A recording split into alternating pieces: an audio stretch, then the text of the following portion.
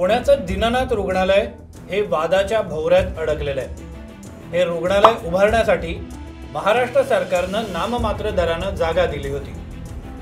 धर्मादाय आयुक्तांच्या कक्षेत येणाऱ्या या रुग्णालयामध्ये आगाऊ पैसे भरल्याशिवाय उपचार मिळणार नाहीत असा आरोप करण्यात आलेला आहे। ही रक्कम थोडी नव्हती, ती 10 लाख रुपये इतकी होती।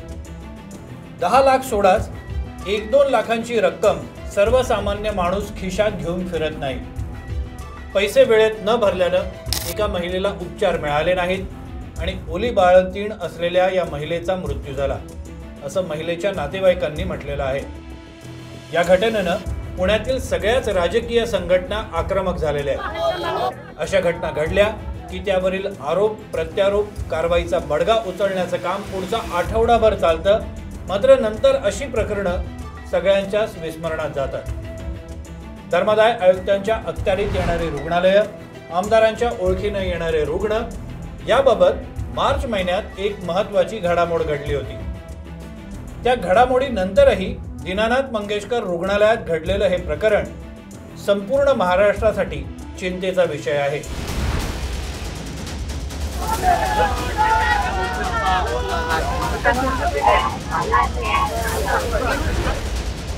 अशा हॉस्पिटलला आपण 1-1 रुपये दराने जर जमीन द्यायची आणि आपल्यासाठी त्या हॉस्पिटलला कामाला येत नसेल तर त्याचा काय उपयोग?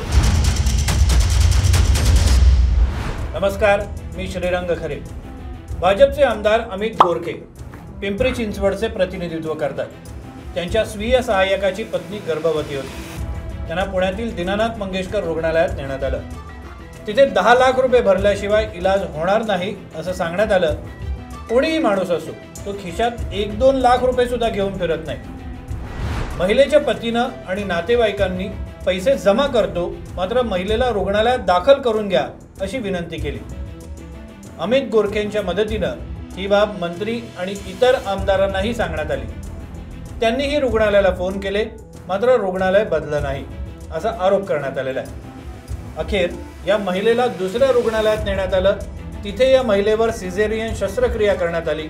तिथे महिलेनं जुळ्या बाळांना जन्म दिला, मात्र या बाळांचा चेहरा पाहण्याआधीच त्यांची आई देवाघरी गेली, कारण डॉक्टर तिचा जीव वाचवू शकले नाही। या सगळ्या प्रकाराबाबत दीनानाथ मंगेशकर रुग्णालय प्रशासनानं प्रतिक्रिया देताना म्हटलंय की रुग्णाच्या नातेवाईकांना ॲडव्हान्स मागितल्याचा राग आला असावा।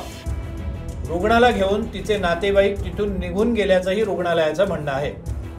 मात्र रुग्ण अत्यवस्थ असेल किंवा नसेल, जर तो रुग्णालयाच्या दारात आलेला आहे तर त्याची तपासणी करून गरज असल्यास त्यावर उपचार करणं आणि नसल्यास त्याला घरी जाऊ देणं हे शक्य नव्हतं का, असा प्रश्न विचारला होता। आमदार अमित गोरखे हे मुख्यमंत्री देवेंद्र फडणवीस यांच्या जवळचे मानले जातात। मुख्यमंत्र्यांचा जवळचा माणूस आमदार असूनही ते या संपूर्ण प्रकरणात हतबल दिसले। विचार करा, जर आमदारांचीच ही गत असेल तर या राज्यातील सर्वसामान्य रुग्णांची आणि त्यांच्या नातेवाईकांची काय अवस्था असेल। मार्च महिन्यात अर्थसंकल्पीय अधिवेशनादरम्यान विधानसभा अध्यक्ष राहुल नार्वेकर यांनी एक बैठक बोलावली होती। या बैठकीला धर्मादाय आयुक्त कार्यालयातील अधीक्षक, सगळ्या महत्त्वाच्या रुग्णालयांचे प्रतिनिधी उपस्थित होते। याशिवाय काही मंत्री देखील या बैठकीला उपस्थित होते। विधान भवनात एक कक्ष निर्माण करण्यात येईल असं विधानसभा अध्यक्षांनी या बैठकीनंतर सभागृहाला माहिती देताना सांगितलं होतं। राज्यातील आमदारांकडे रुग्णालयात दर्जेदार उपचार परवडणाऱ्या दरात मिळावे यासाठी अनेक रुग्णांचे नातेवाईक येत असतात। आमदार या रुग्णांना धर्मादाय आयुक्तांच्या अखत्यारीत येणाऱ्या रुग्णालयांमध्ये पाठवत असतात। मात्र रुग्णांना तिथे खाट न मिळणं किंवा चांगले उपचार न मिळणं, मनमानी पद्धतीनं शुल्क आकारणं यासह विविध तक्रारींचा सामना करावा लागतो। रुग्णांना किंवा त्यांच्या नातेवाईकांना यामध्ये हस्तक्षेपासाठी आमदारांकडे पुन्हा जावं लागतं। अनेकदा प्रयत्न करूनही आमदारांना दाद मिळत नाही। यामुळेच पुण्यात घडलेल्या या घटनेनंतर आमदार अमित गोरखे यांनी हा मुद्दा पुन्हा एकदा विधानसभेत मांडणार असल्याचं म्हटलेलं आहे। महाराष्ट्रामध्ये धर्मादाय आयुक्तांच्या अखत्यारीत येणारी 556 रुग्णालय, यामध्ये त्वरित एक फलक मोक्याच्या जागेवर लावा। त्या रुग्णालयामध्ये आरक्षित खाटा किती, त्या दिवशी किती बेड भरलेले आहेत, किती रिकामे आहेत याची माहिती फलकावर दिसली पाहिजे। त्याचं पालन त्वरित व्हायला पाहिजे असे आदेशही अध्यक्षांनी दिले होते. थोडी माहिती जाणून घेण्याचा प्रयत्न केला असता ज्या कक्षाची घोषणा अध्यक्षांनी केली होती तो कक्ष अजून स्थापन झालेला नाही असं कळतंय. अर्थात याला अधिकृतरित्या दुजोरा देण्यात आलेला नाहीये.